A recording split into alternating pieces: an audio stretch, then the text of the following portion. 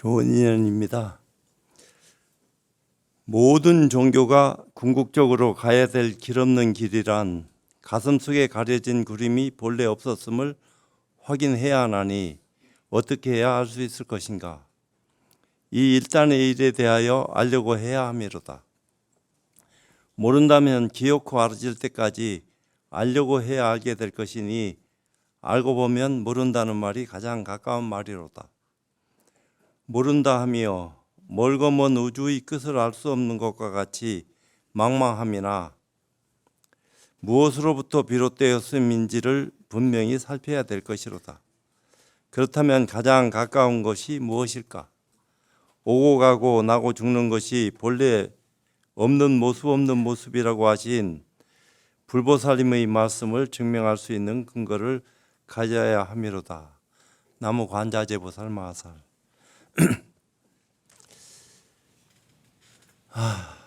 와서 보니까 할 말을 준비해 갖고 와야 되는데 미리 준비해 말도 없고, 조금 전에 성우 큰 스님께서 말씀하신, 저한테 말씀해 주시기를 한국은 가나선을 생명으로, 또 가나선이 전제된 수행의 근본이 한국 불교의 가슴속에 살아 있어야지 이 불교가, 한국 불교가 전 세계화할 수 있는데 큰 어떤 자리매김을 할 수가 있지. 그렇지 않으면은 늘 남이 거나 갖다 베끼는 그런 어리석은 수행 갖고서는 모자랄 것 같다. 뭔가 부족해도 한참 부족하다. 이런 말씀을 하시는 말을 듣고 공감을 했는데, 그래서 갑자기 내가 생각이 바뀌어 버렸어요. 무슨 말을 할까 하다가 그 시간 되는 대로 얘기하겠습니다. 짧게. 어차피 수행을 우리가 해야 되는 거니까. 부처님이 세상에 출현하셔가지고 출가를 하시고 도를 깨닫고 난 뒤에 가장 먼저 설하신 가르침이 화엄경입니다. 화엄경을 설했는데 중생이 못 알아먹으니까 열반에 들려고 할 적에 범초이 나타나서 부처님 열반에 드시지 않도록 과거 전생에 저희들하고 약속한 바가 없지 않아 있는데 왜 열반에 드시려고 하느냐? 부처님이 간합하시고 왜 몰랐겠어요?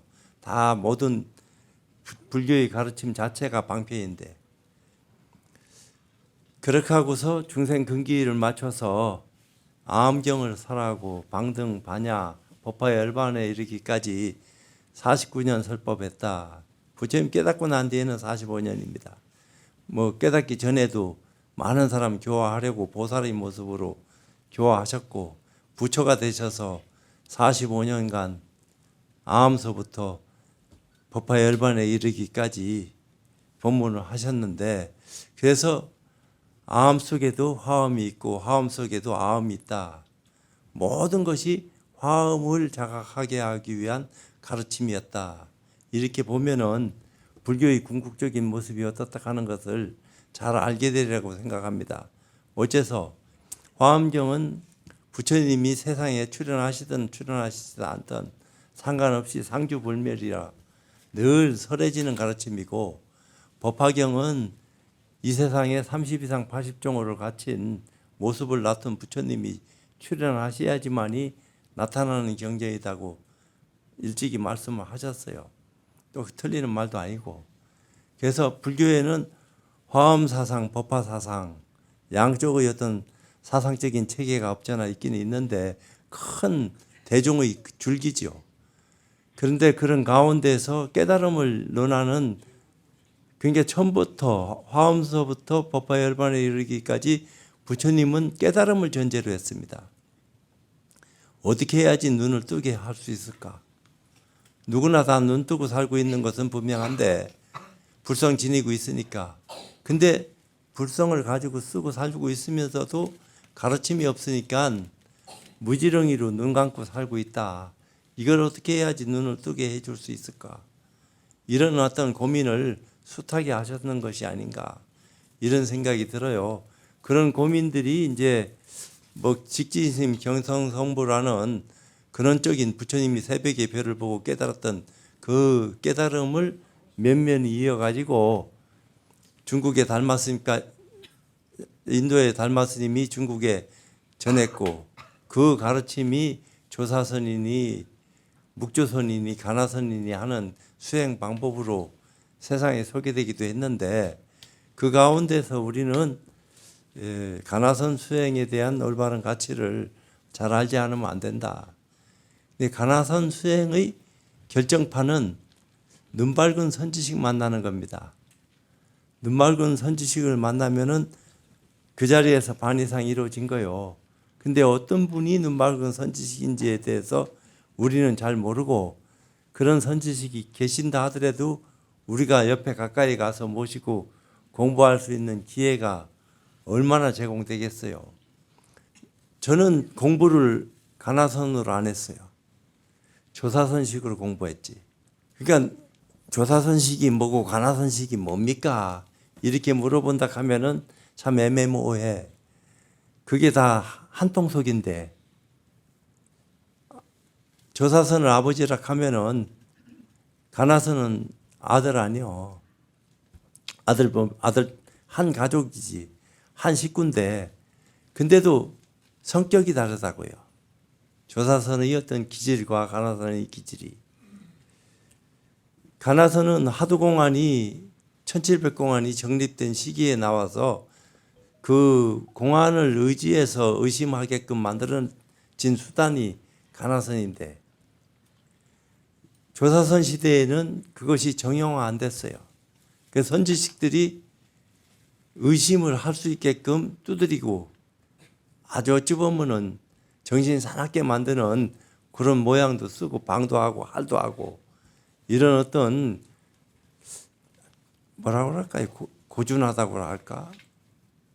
굉장한 어떤 그런 날카로운 근기를 가진 사람 아니고서는 그걸 받아들이기 쉽지 않습니다. 근데 이제 가나선은 조금 근기가 낮더라도 지금 시대에는 제일 잘 맞지. 너나 할 것 없이 누구나 다 불성 지니고 있으면은 가나선 공부 여기 있는 사람 한 명도 빼놓지 않고 하려고 마음만 내면은 할 수 있는 것이 가나선이에요. 근데 이제 가나선이 멀고 어렵다 이렇게 자꾸 오해하고 착각하고 있는 건데 알고 보면은 가나선을 멀리해서 그렇고 가나선을 가깝게 다가가서 가나선 가르치는 곳에 가서 가나선 수행을 해봤으면 좋은데 그런 어떤 입장에 나가본 적이 잘 없으니까 그냥 말만 가나선 소리만 잔뜩 듣고 있다가 한 번도 가나선 수행다운 수행을 해본 적이 없으니까 지금 딴 데서 그냥 명상이니 뭐니 해가지고 막 들어오니까 여기에 문제가 생겼다 이 말입니다. 근데 쉽게 얘기하면은 명상도 부처님 가르침이에요. 어찌 보면 비파사나 하는 것이 부처님 가르침이지 훌륭한 수행 방법이에요. 잘못된 수행 방법이라고 말할 수는 없어요. 그렇지만 한 번 더 해야 돼요. 거기 머물고 집착하고 빠지면은 그걸로 끝나요. 그 대승불교에서는 소승 대승으로 본래 나눈 것은 나누지는 않았겠지만 그래도 근거가 있어서 나눴다고요. 소승의 수행은 아라한가를 최고의 어떤 가치로 치지만 대승의 수행은 보살이 돼서 부처되는 수행을 얘기해요. 그 대신에 아라한가를 증득하는 것도 도노해야 돼요. 보살이 되는 것도 도노해야 되고. 근데 아라한가를 수행하는 도노는 점수적 도노입니다. 그건 유의법이기 때문에 형상을 가지고 수행하는 모습을 얘기해요. 근데 보살들은 명호만 있지 모습이 없어요.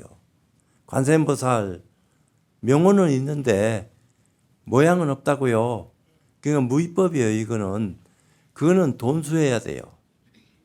그 돈수를 하지 않고서는 제대로 된 수행을 할 수 있는 근거를 못 가지고 있는 것이 대승 수행 방법입니다. 대승과 최상승은 돈수를 근간으로 해요. 물론 다 한다 이런 건 아니지만 원칙은 정해놨다 이 말입니다. 큰 대원칙이 있어야지 뭔가 다 부대 조건이 갖춰지는 거지. 부대 조건만 있고 대원칙이 없으면 다 그건 허망한 거요. 목적의식을 상실한 그런 어리석은 시간을 우리는 보내서는 안 되는 거다. 어떻게 됐든지 근본 문제를 해결하고자 하는 생사 문제 깨뜨리려고 하면은 생사에 직접 맞닥뜨려 가지고 생사를 벗어날 수 있는 방법을 통해서 한번 눈을 떠야지만이 뭐 생사본래 그대로다 하는 것은 그때 일이지만 아무리 그런 소리 해봐야 말 가르치고 배우고 이치만 이해하는데 끝나는 거지 실질적인 거하고는 전혀 도움이 안 된다고요. 그래서 쉽게 얘기하면은 흙탕물이 있는데 완전히 흙탕물 흔들어 놨어요. 시간이 지나면 내버려 두면 깔아앉아요. 깔아앉으면 위에 맑은 거 뜨니까 맑은 게 뜨면은 공부되는 줄 알고 착각하는 게 명상수행 방법입니다. 흙탕물보다는 낫지 그래도. 위에 그래도 맑은 것이라도 있으니까. 그렇지만 경계를 만나서 그것이 한번 흔들리면은 도루묵돼요. 다부 일어난다고요. 조금 일어나다 말면은 막 그쯤이지만 확 뒤집어지면은 처음이나 뒤집어진 그 입장이 조금도 다를 바가 없어요. 근데 가나서는 그게 아니에요. 완전히 뒤집어진 그 입장에서 그 흙탕물 자체를 뽑아버리는 겁니다. 흔들어도 안 일어나게끔. 그러니까 조금 힘들고 다소 어려운 바는 있지만 그래도 가나선 수행해야 된다. 다시는 안 일어나는 번뇌망상이 안 일어난다 하는 그 사실을 증명할 수 있는 수행 방법을 눈떠야지 자꾸 일어나고 사라지는 그 번뇌가 끝없이 일어난다 하면은 그건 문제가 큰 거다. 그 명상 수행 방법을 통해서 공부하는 것도 이해는 하고 인정하지만 한눈 더 떠야 된다. 그러니까 그래서 금강경에서도 한눈을 더 뜬 것을 얘기하고 있어요. 어째서 그런 얘기를 하느냐. 장로 수보리가 됐을 적에는 아라한가를 증득했기 때문에 한눈 뜬 겁니다. 일반 수보리가 아니요. 해공 제일 수보리지. 공을 제일 이해 잘하고 있는 수보리다 이 말이요. 근데 수보리가 부처님 앞에 나가서 물었어요. 뭐라고 물었습니까? 희유하십니다 세존이시오. 희유하다 이 말이요. 뭐가? 희유합니다 속에는 온갖 것이 내포되어 있는데 수보리하고 부처님만 아는 비밀스러운 얘기처럼 비춰질 수도 있지만 희유하십니다 하는 속에는 그 뒤에 증명돼 나오는 내용들이 나와요. 수보리가 뭐라고 얘기합니까? 근데 부처님은 희유하십니다 하는 말만 듣고도 선제다가 했거든. 다음에 뭘 물으려고 하는지 알아. 그러니까 수보리가 저희들 선남자 선녀인도 안욕따라 삼백삼보리를 증득했고 저 보살들도 안욕따라 삼백삼보리를 증득했는데 쉽게 얘기하면은 다 똑같은 안욕따라 삼백삼보리를 증득했는데 증득하는 바는 같은데 왜 다릅니까? 증득했으면 똑같아야지 달라야 될 이유가 뭡니까 하고 물은 거요. 그러니까 부처님이 뭐라고 말씀하셨어요? 저 보살들은 상이 없지만 너는 아상인상, 중생상, 수자상이 남아있기 때문에 저 보살들처럼 원만하게 수행할 수 있는 힘을 못 갖췄다. 그러면 어떻게 해야지 저 보살들처럼 수행할 수 있겠습니까? 하는 것이 금강경이요. 그러니까 보살로서의 수행할 수 있는 방법론을 제시했다 이 말입니다. 수행할 수 있는 길을. 수보리도 아라한가를 증득할 때까지 수행 안 했겠어요? 남보다 뼈저리게 수행을 해서 장로가 됐는데 인정받았는데 근데 부처님이 말씀하시기 전에 수보리가 대충 느끼는 게 있어. 공부를 해봤기 때문에 아직 내가 모자라다 하는 것을 느꼈다 이 말입니다. 그러니까 그런 내용을 물어보는 거지. 그러니까 그 금강경 전편은 아상, 인상, 중생상, 수자상을 깨트릴 수 있는 방법을 얘기해 놓은 거예요. 그것도 아라한가를 증득한 사람이. 일반 중생을 대상으로 얘기하는 게 아닙니다. 아라한가를 증득했다 하더라도 상이 남아있다. 그래서 보살 수행을 원만하게 못한다. 보살로서 수행하기 위해서는 그 상마저 깨트려야 된다. 그 방법을 얘기했어요. 그게 수보리가 그 상을 깨트리고 난 뒤에 어떤 모습을 우리한테 보였어요. 펑펑 울면서 체르비읍했다고.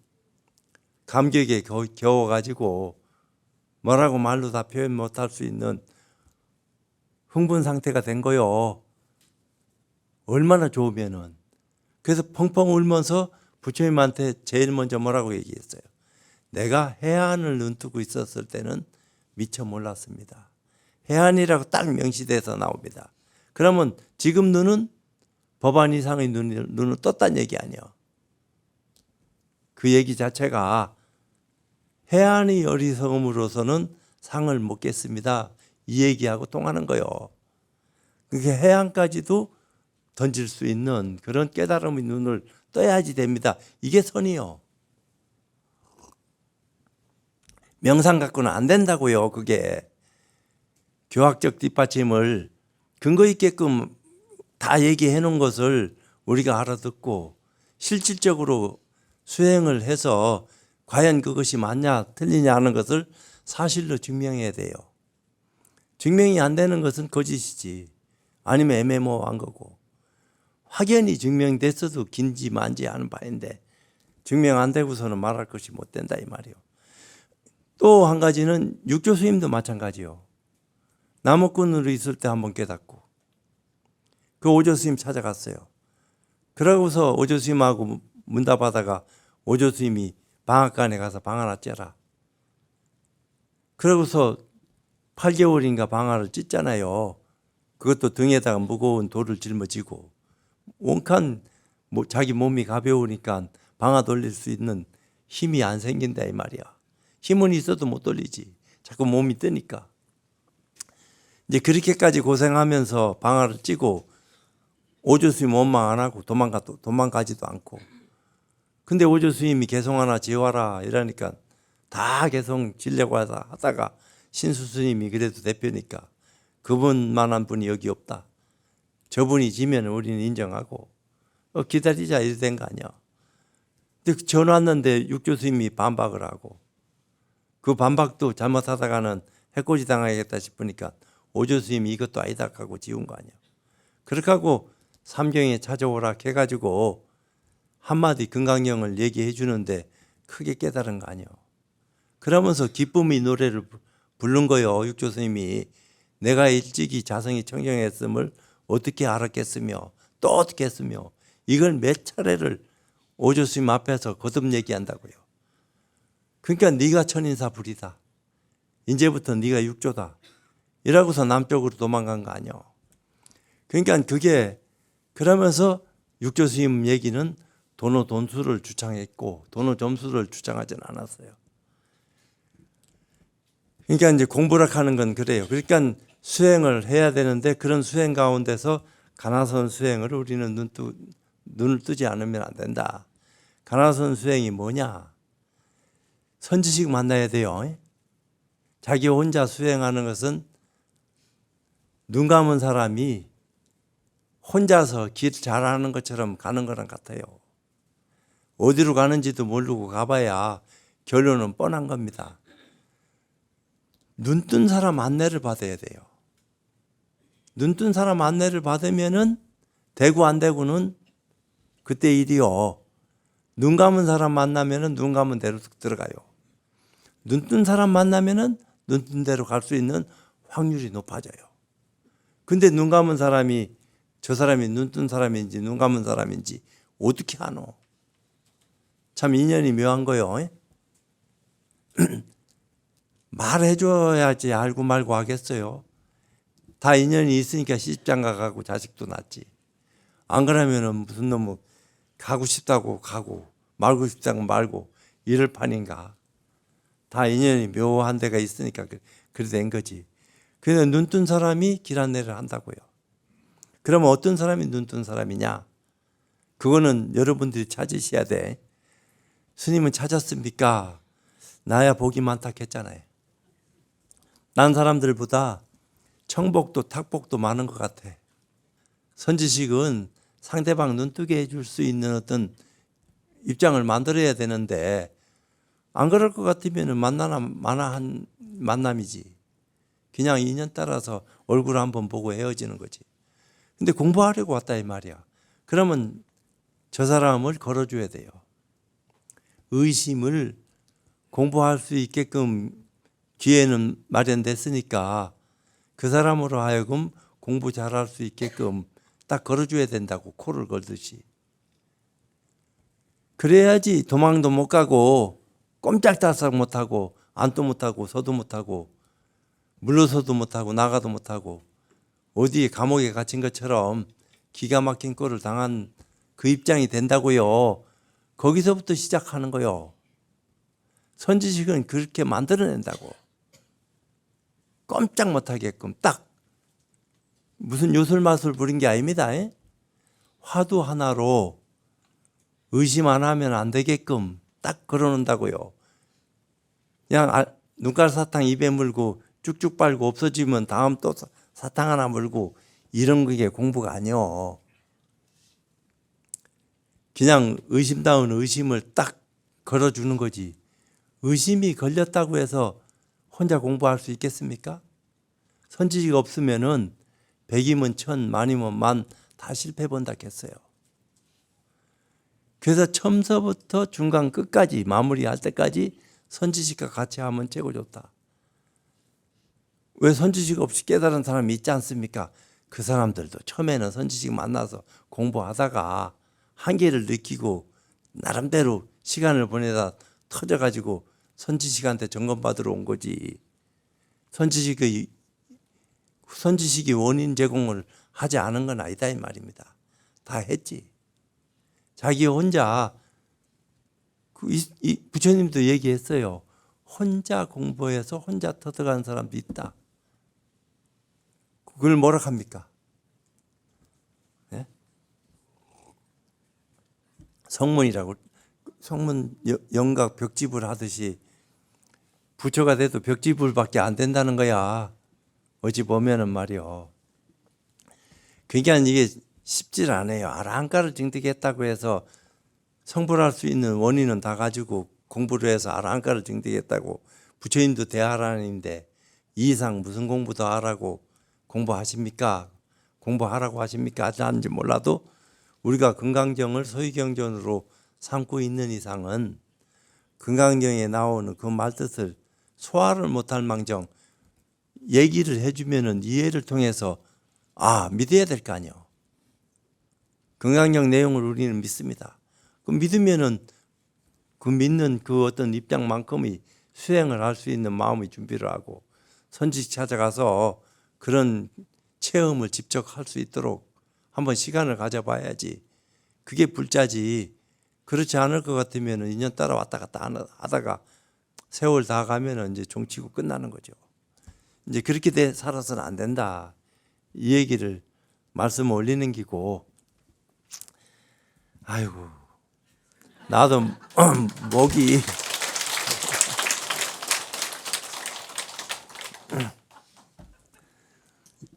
어제까지만 해도 꽉 맥혔어. 오늘 나와서 얘기하는 게 큰일 났다 싶을 정도로. 오늘은 조금 낫는 거예요 이게. 그럼 어느 정도 알았겠어. 근데 이것도 과보입니다. 그게 보면은 내가 이렇게 될 수밖에 없는 원인을 스스로한테 제공했기 때문에 이런 과보를 받고 있는 거기 때문에 뭐 피하려고 생각 안 합니다. 당연히 받아야지 이 생각도 안 하지만 이미 받고 있는데 뭐 당연히 이라카는 말 써봐야 소용이 되겠나. 네, 그런 거죠. 그래서 가나선 수행을 할 적에 가장 필요한 것이 뭐냐. 그거 잠깐 얘기해 주려고 그래. 선지식을 만나서 이제 가나선 수행할 수 있는 기본 자세가 준비됐다. 그러면 선지식이 뭐라고 얘기하냐면은 눈 뜨고 공부하라 이렇게 얘기합니다. 눈 감고 공부하라고 얘기 안 해요. 그리고 또 네 멋대로 감고 싶으면 감고 뜨고 싶으면 뜨고 편안한 대로 해라. 이렇게 안 한다고요. 눈 뜨고 해라 이러지. 1시간에 5분 정도는 감았다 뜰 수 있다. 왜 눈도 너무 뜨고 있으면은 피로가 오고 힘이 드니까 쉬어가면서 해야지. 최소한도 쉬는 거죠. 5분 정도는 깜빡 감았다 뜰 수는 있어도 그 이상 감는 것은 공부를 스스로 포기하는 것과 같다. 왜? 혼침이 가장 공부를 방해해요. 깊은 잠에 들어가고 꾸벅꾸벅 졸고 이럴 때는 집중하고 싶어도 못해. 잠에 끌려 들어가는데 무슨 집중이 되겠어요. 성성하게 깨서 집중을 하려고 해도 들뚱말뚱인데.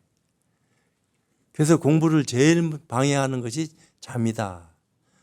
두 번째 방해하는 것이 뭐냐? 망상이야. 번뇌망상.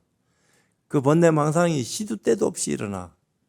일으키려고 해서 일어나는 것도 일으키는 거지만 일으키려고 안 해도 일어나. 그런 번뇌망상을 어떻게 해야지 이길 수 있습니까? 이기려고 하면 진다. 내버려 둬라. 지가 일어나든지 말든지. 네가 하고자 하는 그 화두의식만 해라. 선지식 처음 만나서 화두 걸어질 적에 의심에 딱 걸린 그 입장만 딱 생각하지. 거기에만 집중하지. 망상이 일어나고 말고 하는 그 일에 대해서는 신경 꺼라. 근데 공부를 하는 과정에서 제일 크게 방해하는 망상이 뭐냐면은 내가 지금 공부 제대로 잘하고 있는 거 맞아? 이거요.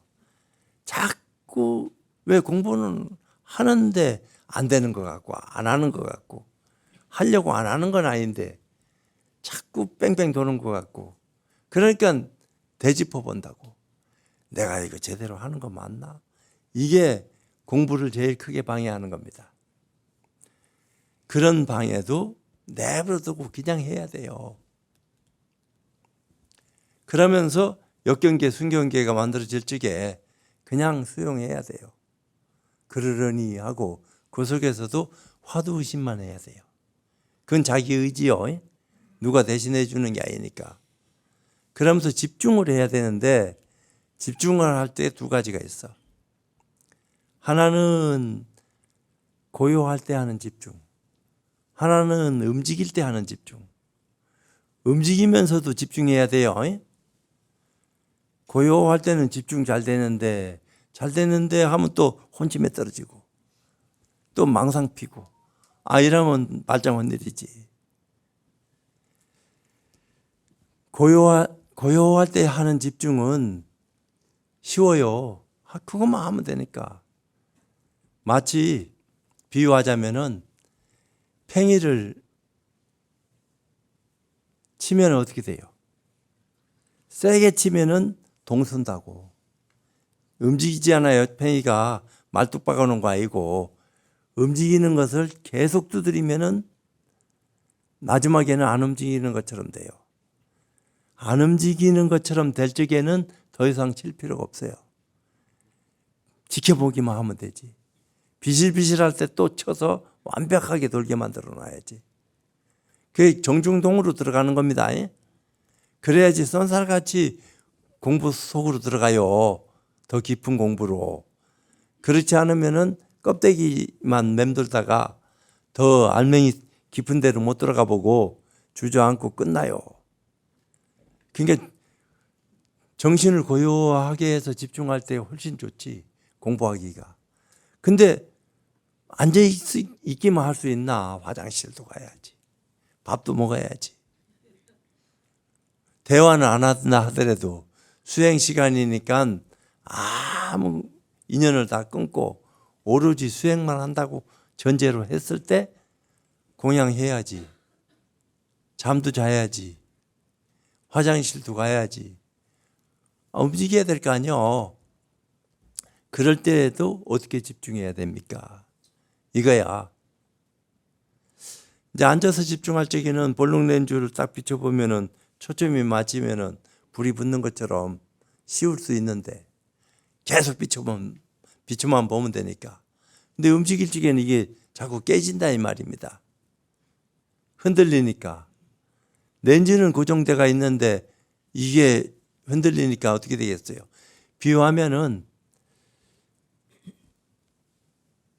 물살을 거스러 올라가려고 하는 거와 같아.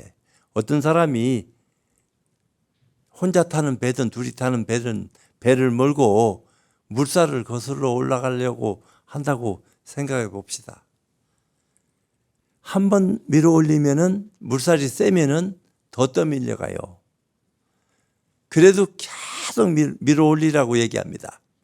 떠밀려 가는 것은 계산에 넣지 말고 밀어 올리는 것만 생각해라. 밀어 올리려고 하는데 온몸이 힘들지.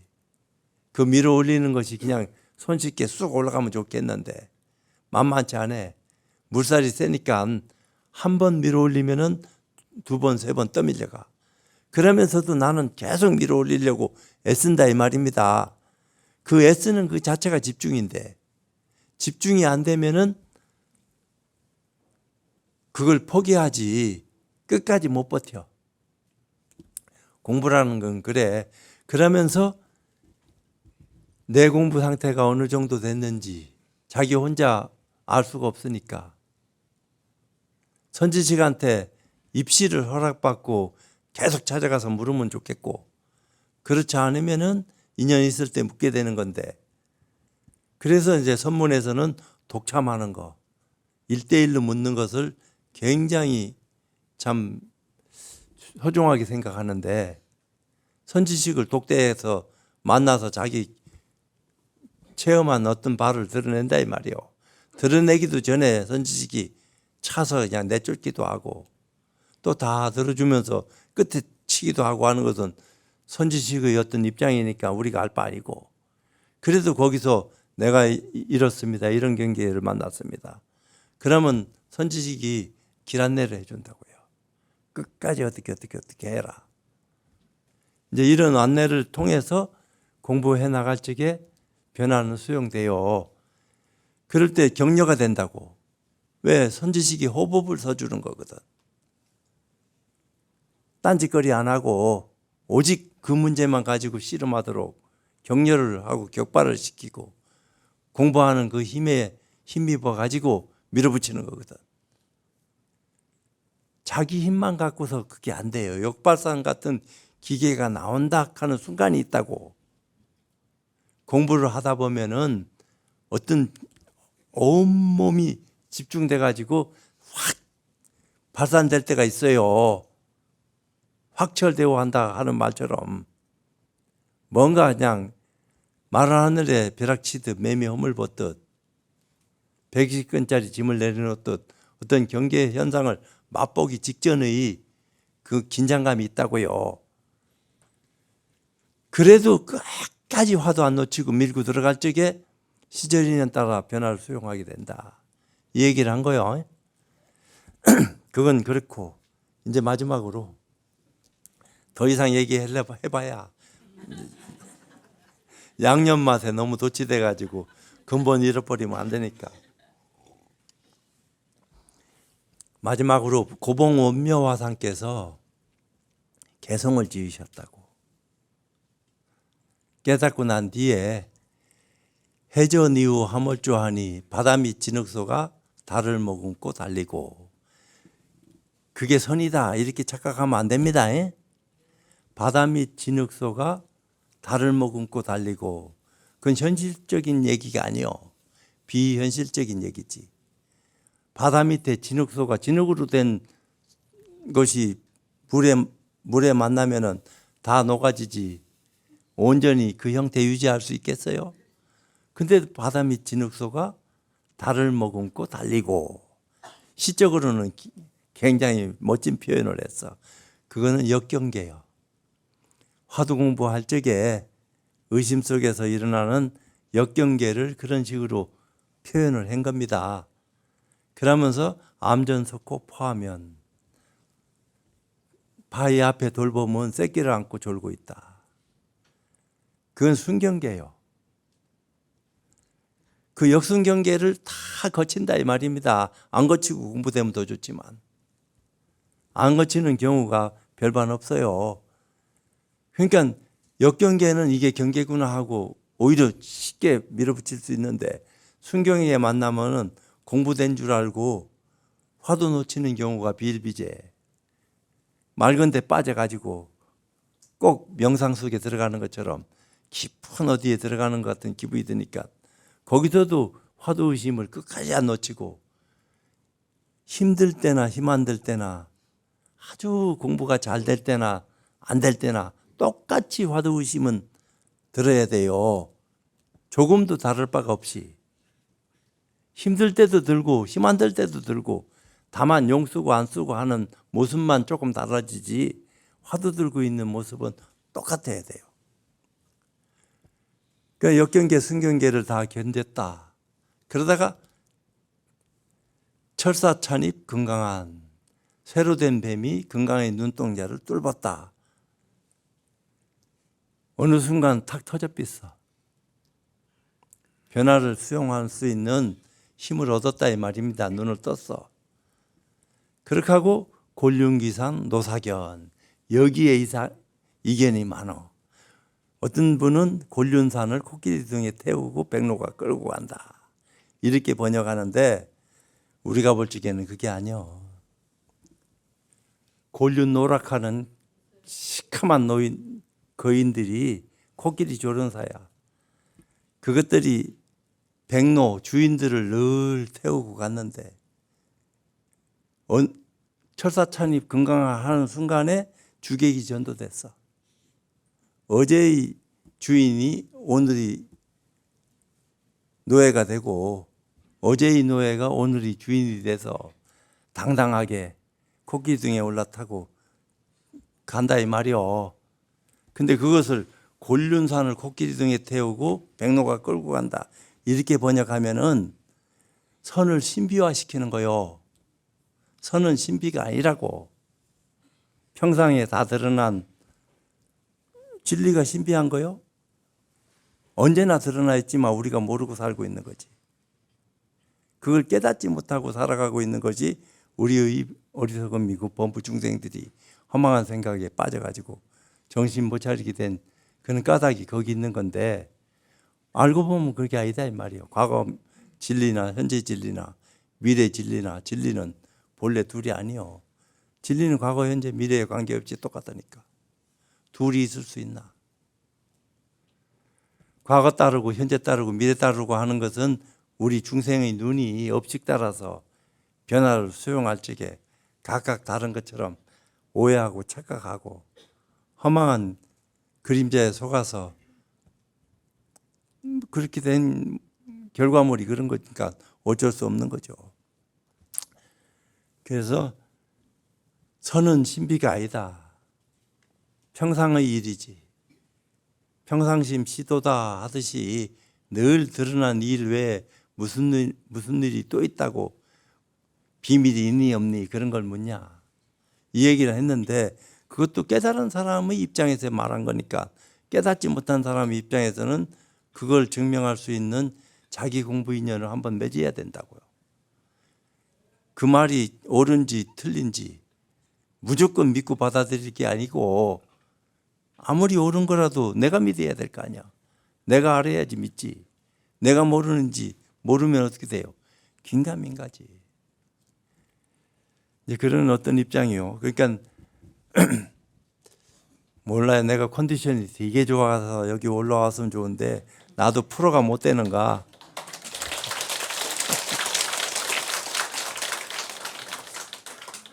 나는 박수 치는 거 별로 안 좋아해. 솔직히 박수 받을 만한 위치가 못 돼. 옛날 겸손해서 그런 게 아니고 뭐 내 점수 많이 따려고 하는 사람도 아닙니다. 뭐 일 굽다고 그게 무슨 상관 있겠나. 있는 대로 내지르고 살다가 인연 따라 가면 그만이지. 그렇지만 겸손하게 아주 지극정성하게 부처님 섬기고 사는 사람이 지극정성 안 하면 되겠나. 자기 내면 안에 있는 불성을 끌어내기 위해서는 지극정성해야 돼요. 앞에 있는 불상을 보면서도 지극정성한데 자기 내면 깊숙이 함께 자리하고 있는 불성을 자각하기 위해서는 초정성스럽고 겸손하게 그러면서 간절한 모습으로 자기를 추구할 적에 변화를 수용할 수 있는 인연이 열리는 거지 그렇지 않을 것 같으면 쉽지 않아요. 그건 본인 문제고 그렇지만 본인 스스로 이 문제를 다 해결할 수 없으니까 선지식을 꼭 만나서 길을 안내받을 적에 온갖 변화를 다 수용할 수 있는 힘을 얻을 수 있다 하는 말을 마지막으로 드리면서 다들 행복하십시오.